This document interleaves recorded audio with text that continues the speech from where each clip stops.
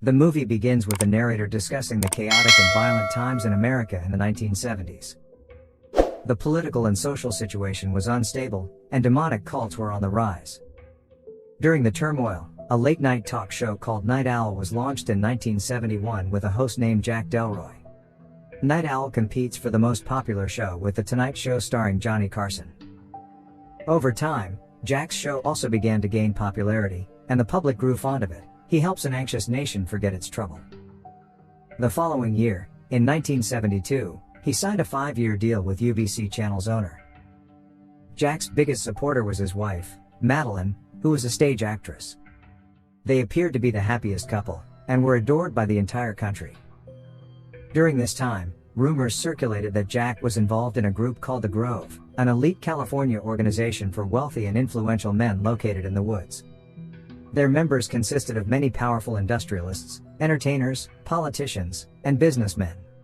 There were also rumors that their rituals were believed to have the power to make or break careers. After 4 seasons of Night's Owl, Jack had become extremely popular and was thriving in his career, but ratings still failed to match The Tonight Show Johnny Carson. However, one day, his world turned upside down when Madeleine was diagnosed with lung cancer, despite being a non-smoker. With very little time left, she made a special appearance on Jack's show. This episode became the highest-rated episode of Night Owl, but it still fell a point short of Carson's ratings. 2 weeks later, Madeleine passed away, and Jack fell into a deep spiral of depression.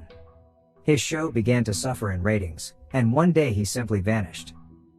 However, 1 month later, he returned and decided to resume his show once again, even though it never regained its previous level of success. To recover his ratings, on Halloween night in 1977, a desperate Jack planned a special episode with an occult theme, which was expected to skyrocket the show's ratings. The narrator then states that the following film is the recently discovered master tape of what aired that night, along with previously unreleased behind-the-scenes footage. It is the live TV event that shocked a nation. Jack makes his entrance by playfully scaring his co-host, Gus, and cracking a few jokes. He then introduces his first guest for the night, who is a self-proclaimed psychic named Christu. After a brief introduction, Christu starts to demonstrate his abilities, and claims to hear the name Peterson. I'm hearing the name Peterson. Peterman? What? I'm sorry. A man named Barry in the audience recognizes the name, but corrects it to Peterman. He then reveals that it is his wife's maiden name. Krista tells him that the spirit of his wife is present in the room. However, Barry shares that his wife is alive and ran away with someone else 5 years ago. Hearing this, Krista realizes that his reading has failed and everyone begins to laugh. Shortly after, Christu announces that he's hearing the name Edward, and approaches a mother and daughter seated in the front row. The mother corrects him, revealing that her son's name is actually Edmund, not Edward. Krista then correctly deduces that Edmund committed suicide 5 years ago, which the mother confirms. He assures them that Edmund is at peace and present in the room, and this makes the mother and daughter emotional, and the audience applauds Christu. But moments later, his demeanor shifts dramatically. He claims that something very intense is happening, and calls out to anyone if they recognize the name Minnie. He states that Minnie is looking for an unmarried man with a ring, but no one in the studio recognizes the name. Suddenly, there's a glitch in the lights. After a moment, everything returns to normal, and Christu announces that Minnie has left the room. During the break, Christu begins to feel ill, and his nose starts to bleed. The show's producer, Leo, approaches Jack, and we learn that Barry is a paid actor hired for some comedy. When the show resumes, Jack introduces the second guest, Carmichael, a former magician turned skeptic. Carmichael doesn't believe in paranormal phenomena, and his work involves investigating and disproving such claims. He writes a check for $100,000, and promises to give it to those who can provide evidence to support their paranormal claims. Jack then asks him about his thoughts on Christu's earlier reading. Carmichael declares that Christu is a fraud, noting that he made multiple attempts before finally getting a correct guess. Jack mentions that at least he was right about Edmund's spirit, but Carmichael retorts that even a broken clock can be right twice a day. Hearing this, an enraged Christu throws water on his face and attempts to leave. However, Jack stops him. He suddenly asserts that Christu's last reading was accurate and was intended for him. He reveals that Minnie is a private nickname for his late wife, Madeleine, and nobody else knew about it. He then reveals the ring on his finger, confirming that he is the unmarried man with the ring that Krista mentioned. Despite this, Carmichael remains skeptical and challenges Christo to summon Minnie's spirit again, offering him $500,000 if he succeeds. But then, the show quickly cuts to another commercial break as Christo is given urgent medical attention. During the break, Carmichael accuses Jack of revealing his wife's nickname to Christo to enhance the show's popularity. Jack denies this accusation, but Carmichael claims that he knows about his secret group, the Grove, and threatens to investigate it further. Shortly after, the show resumes and Jack reassures the audience that Christo is receiving medical attention backstage. He then challenges Carmichael to keep the reward check ready, as the next guest has the potential to finally debunk his skepticism. Jack then introduces a book titled Conversations with the Devil by Dr. June Ross Mitchell. He announces that the next guest will be Dr. June, and her young subject, but before that, he wants to show a video produced by June's Psi Research Center. The video shows a normal-looking home inside which a satanic cult group is worshipping a demon named Abraxas. According to their leader, Xandor Dabo, Abraxas teaches them that there is no good or evil, but only desires that can be fulfilled through sacrifice. The FBI is looking into the cult because they are accused of crimes like kidnapping and having illegal guns. There are also scary claims that they breed children for human sacrifice. In 1974, the FBI took notice and conducted a raid on their church. The standoff lasted 3 days, and when there was no way out, Dabo orders his followers to douse the premises and themselves in gasoline. The premises and its members were destroyed, but a 10-year-old girl named Lily was luckily rescued alive. Was Lily's survival part of Dabo's wicked master plan, or was she simply the lucky one? After Lily's rescue, her strange behaviors prompted her to be taken to see the parapsychologist Dr. June in 1976. Lily and June establish an immediate connection, and during their first session together, they managed to communicate with the demon inside Lily, but the demon refused to engage with her, and Lily got out of control. Returning to the show, Jack excitedly welcomes June and Lily as the final guests. We notice the teenager acting very strangely as if someone else is controlling her body. She does not look at Jack or the audience, instead, she stares directly into the camera. Here, Lily informs Jack that she has heard of his wife's death and expresses her condolences. She reassures him that he does not need to worry about the show, because he will become famous very soon, and then Jack calls for a break. Backstage, June shares with Jack that she doesn't want to proceed with the interview because Lily has been very unpredictable lately. She tells him that Lily was consistently mentioning his name last night, which is strange. June suggests canceling the segment before anything bad happens, but Jack refuses because he needs to increase his ratings. Following this, Leo approaches Jack and shockingly reveals that Krista passed away on the way to the hospital. Jack is shocked, but he asks Leo not to tell anyone about it. Soon, the show resumes, and Jack asks June if the demon she claimed to be inside Lily is actually Abraxas.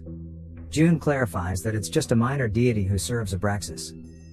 Plus, items retrieved from the Abraxas church are kept on the table, including the sacrificial dagger. But then all of a sudden... Oh God! Turn off your TV sets before Abraxas claims your soul! Carmichael begins to mock the dagger, pretending to be attacked.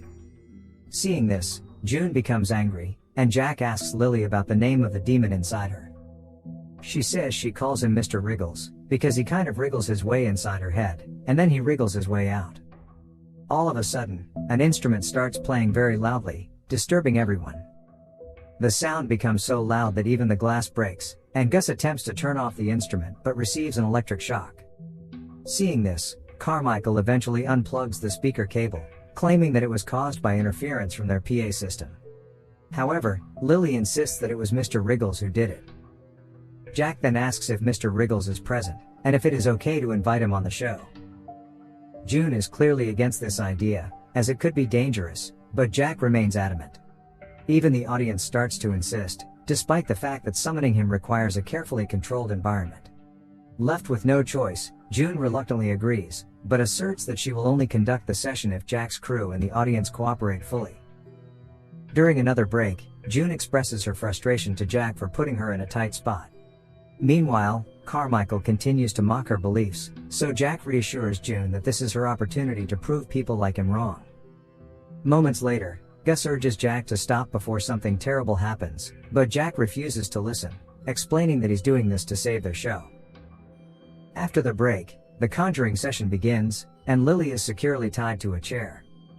June informs everyone that the demon inside Lily can manifest in various ways, but its entry into our world is only possible through Lily. She urges the audience to remain calm, no matter what they see or hear. Following this, June begins summoning the demon and instructs Lily to allow herself to sleep. Soon, when June attempts to communicate with Mr. Wriggles, it takes over Lily's body, causing her face and skin to appear demonic, and her voice becomes sinister. The demon then looks at Jack, and claims that it's good to see him again. Jack denies ever meeting it, but the demon insists that they go all the way back, and that they met among the tall trees. After this, June attempts to bring Lily back, but the demon taunts her by reminding her of the gruesome death of Jack's wife. It then begins to reveal how June and Jack are sleeping together. Hearing this, June becomes furious and slaps Lily, but it only makes things worse. As the demon becomes more aggressive, June shows her locket and begins reciting mantras. Unfortunately, the demon starts laughing and chanting the mantra along with June. Lily then speaks in Madeleine's voice, asking Jack how he could have let this happen. Suddenly, the electricity goes out of control, and Lily begins to float away from the ground. But before any serious damage can be done, June manages to cut the connection, returning everything to normal. Jack is left completely speechless and dumbfounded, while Carmichael attempts to point out tricks he believes June used, but Jack interrupts him and calls for a break. During the break, he approaches June and remarks that tonight's episode was fantastic. Leo then approaches Jack, revealing that this episode has become the most watched TV event since the moon landing. The ratings have skyrocketed, outperforming even Johnny Carson's show. Jack is overjoyed to hear the news, but he is also concerned because he heard his wife's voice earlier, while Leo keeps talking about how great they are, before urging him to return to the show.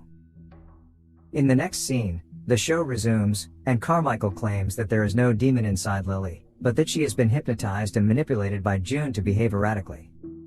He claims that he can prove this theory while fooling the audience, and he invites Gus to participate in his trick. Following this, Carmichael takes out a pocket watch and hypnotizes Gus. He instructs everyone present to focus on the clock for the trick to work. After a moment, Carmichael prompts Gus to share his fear of worms, to which Gus responds with disgust. Moments after Carmichael clicks his fingers, Gus suddenly squirms uncomfortably, complaining of itching and discomfort. Carmichael then suggests to Gus that his neck is bleeding, prompting Gus to check it. To his horror, Gus discovers what appear to be worms emerging from his neck. Panicked, he tears at his stomach, claiming to feel worms crawling inside him, and a large number of worms appear to come out of him. Everyone is horrified by the sight and they have no idea what's happening. Then, one of his eyes bulges out, and a massive worm emerges from it. Eventually, Carmichael snaps everyone out of the hypnotism, and everything returns to normal. Gus is actually fine, but he's the only one who has no memory of what just happened. Afterward, Jack asks Carmichael about the trick, and the latter claims that he used the same technique as June and hypnotized everyone. He asserts that the only way to know what truly happened is by rewinding the recorded tape and watching it. They rewind the tape and discover that, in fact, nothing had happened as it seemed. Following this, Jack asks the audience if any of them didn't see the worms. Some people raise their hands, revealing that they were not hypnotized because they weren't paying attention.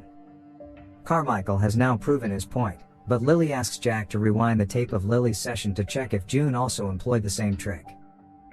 As they rewind and review the tape, they are shocked to discover that the events were not a result of hypnosis. They appear unaltered in the recorded playback. Suddenly, there's a glitch on the tape, and Jack requests the frames be slowed down bit by bit. To their utter shock, they see a haunting image of Jack's dead wife standing directly behind him on the stage.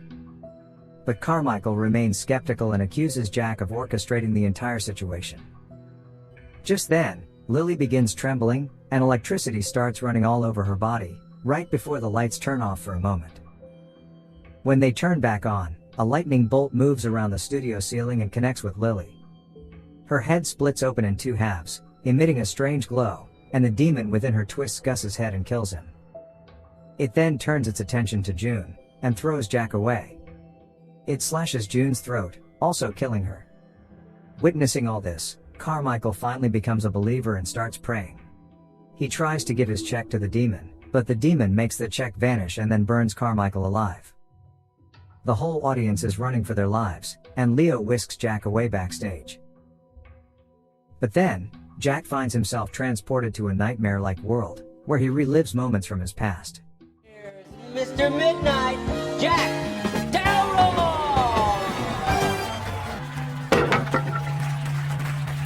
Relax. Jack is perfectly harmless. He experiences the moment when he signed a 5-year deal, and a reporter asks about the sacrifices made for his success, so the channel owner remarks that Jack's biggest sacrifice is yet to come. Just then, 2 members of the Grove appear, and take Jack to meet Dabo and other cult members. This means that the Grove worships Abraxas as well, and Jack has previously participated in a satanic ritual with them. It was during this ritual that the demon, referred to as Mr. Wriggles, first encountered him among the tall trees. Following this, Dabo offers Jack a drink, and once he drinks it, Jack notices Madeleine, who is ill and lying on the bed in front of him. It is then revealed that our protagonist made a deal with the devil, which resulted in his show gaining sudden fame, in exchange for sacrificing his beloved wife. This was why Madeleine had been diagnosed with lung cancer despite being a non-smoker. Jack apologizes to his wife, claiming he did not know at the time that he was sacrificing her. However, she is not bitter and simply asks him to save her from her painful misery. Jack eventually stabs her with a dagger from the cult Lily escaped from. Just then, he finds himself back in the studio, having killed Lily, and standing over the bodies of the deceased guests. He struggles to understand whether this is reality or a figment of his imagination. In the distance, he hears police sirens gradually approaching the studio, and this is where the movie ends.